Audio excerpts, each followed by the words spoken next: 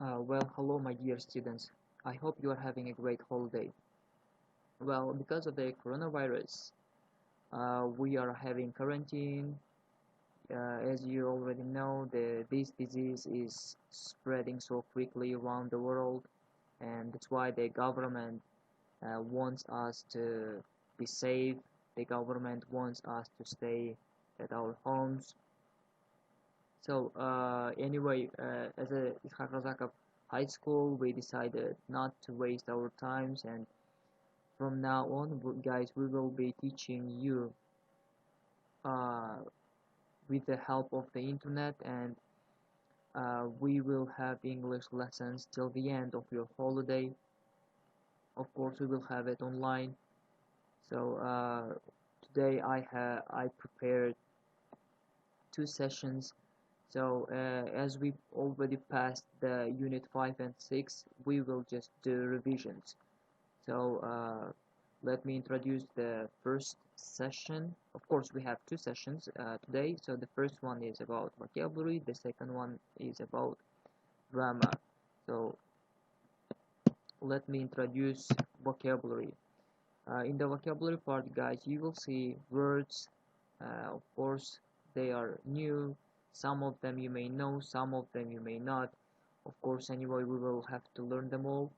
And you will see a new word. After a new word, you will see definition and of course a picture which will help us to memorize the meaning of the word more clearly. And then you will see the word in a context, in a sentence, in the way how this word is used. Okay, so in the second session we will learn grammar. So in the grammar we are going to have zero conditional. So let's get started from the vocabulary. So let's go. Well, the first word is app. App is a program or a piece of software designed to fulfill a particular purpose. Well, we have got a lot of apps on our phones, right? So they are WhatsApp, YouTube, Facebook, Telegram. They are all apps. We use them almost every day, right? And now you are going to see how the word app is used in a sentence. So hey, I have just downloaded a new app. Of course, after having found out the definition, you can use this word app in a way that you want to use. Okay, so all you have to do is just memorize the definition. Okay, that's it. Okay, let's go to the next one. The next word is blog, a website that contains online personal reflections, comments, and often hyperlinks, videos, and photographs provided by bloggers. In a nutshell, blog is uh, your web page where you usually uh, post your videos or photographs, or where you usually share your opinions with others or comments. So this area is a blog. Okay, so let me show you how it is used in a sentence. Have you seen Azimbek's blog? He shared a lot of information. Okay, let's go to the next word. The next word is a browser. The word browser is so popular, almost everyone knows what it means, right? So we have got 5 or 6, maybe even more than 6 browsers such as Google Chrome, Firefox, etc. So let's see how the word browser is used in a sentence. Which browser is the best to use? I think Google Chrome is the best one. So I have just shown how the word browser is used in a sentence. Now, of course, after having found the definition, you can use, as I mentioned, in a way that you want to use. Okay, so let's go to the next one, guys. Next word is channel. Right, channel. Channel is a television station, and all the programs that it broadcasts. We have got a lot of channels such as One Russia and TNT. Of course, there are a lot of channels such as Netflix, HBO, or uh, Elter or Qatar. You know them all, right? So all these uh, uh, things, television stations, even let's say programs, are called channels, all right? So let's see the word and the use of the word. I mean how it is used in the sentence. So this channel is boring. Can we watch another one? Very nice. Of course, you can use your own example. And let's go to the next one. Next one is data.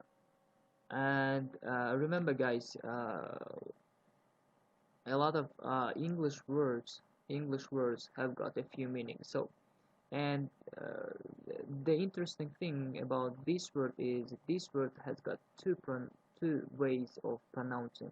The first one, most people say data, and the second one is data. You can pronounce both of them. The both of pronunciations are correct. You can use them. Okay, let's go to the sentence in which it is used. So data is information and of course facts. So you can see in a sentence, I sent my data yesterday. Did you receive it? Right? You can use it in this way. Or of course, anyone has got his own idea. You can use it in a different way. Okay, let's go to the next one. Oh, next one is a desktop. Desktop, the main area on a computer where you can find the icons that represent programs and where you can do things to manage the information on the computer. So usually desktop is a main area of your laptop, right? So I use desktop a lot. For example, when I download something from the internet, and when I try to save it, I usually save it on a desktop because it is the easiest way to reach the document or the music quickly, right? So let's see the definition. I mean, let's see the sentence and how this word is used in it. Okay, I downloaded your picture and saved on my desktop, right? So it's simple. Okay, let's go to the next one. Next one is podcast, right? It's very interesting and I love podcast. So the podcast means a radio or television program that can be downloaded from the internet and played on a computer or MP3 player. So usually podcast, uh, to be more precise, is audio like MP3, right? You just can listen to podcast every day, and podcast can contain news or uh, such sometimes different programs. And let's see how it is used in a context. I mean, in a sentence. So, did you listen to Mr. Adams' podcast? It was an interesting story. So, I usually listen to a podcast every day in order to improve my listening skill or to enlarge my vocabulary. So I use it I do it a lot. So let's go to the next one. Okay, the last one is Wi-Fi hotspot, which is the most popular expression in nowadays. So the Wi-Fi hotspot is the function on the phone or other devices that spreads the internet. So I always, well, of course, when I ran out of my internet, uh, 2 days ago probably, I asked my friend to turn his Wi-Fi hotspot because I needed his internet. So let's see the sentence. Okay, can you turn on your Wi-Fi hotspot, please? So hotspot we use a lot to share with the internet, and it's a little function on our phone. Okay, so I guess this is the end of our vocabulary session, and let's go to the grammar. So now we are going to revise zero conditional. So you already know what zero conditional is, but we will anyway revise it again. So zero conditional is used to express facts or things which are generally true. So as you remember, I wrote on a board two formulas.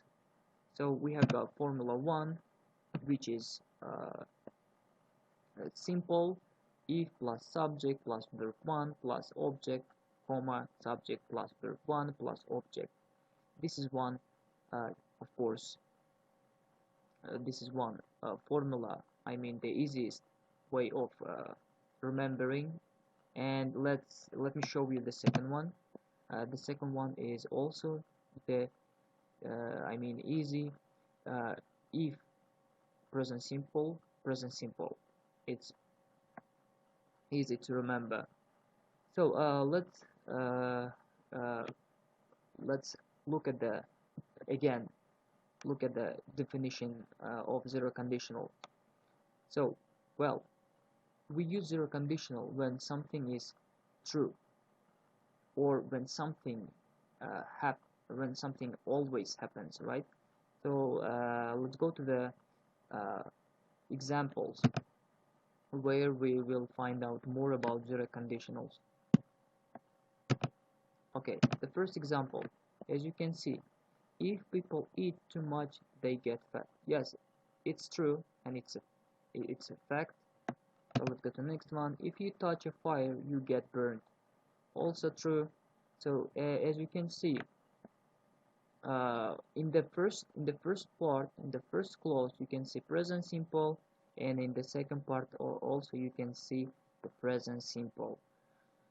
Okay, let's go to the next example. People die if they don't eat. Yes, they die if they, of course, don't eat. So this is again a general fact, and it's true. So this is zero conditional. So let me show the rest of the examples. Here you can see them all, right? And another thing to remember, guys. One thing to keep in mind. So if you want to use if at the beginning of the sentence, guys, you will have to put the comma after the first clause, I mean in the middle of the sentence.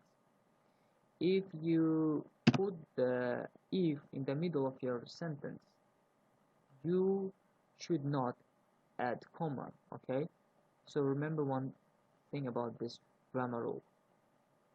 Okay, so and let's go to the homework, guys, and I have 3 home tasks for you. So the first home task is, please make up 10 sentences using zero conditional. And the second task is learn vocabulary by heart that we went through in the previous lessons, of course, and today we have just revised them again, and please learn them all. And please use the link. Okay, of course you will see this link below my video. Just click on it and you will go to the grammar exercise, and you will do the test there. Okay, that's it. So see you guys, see you in the next lesson. This is it was the first one, and you will of course see me in the next online lesson. Okay, thank you very much. Goodbye.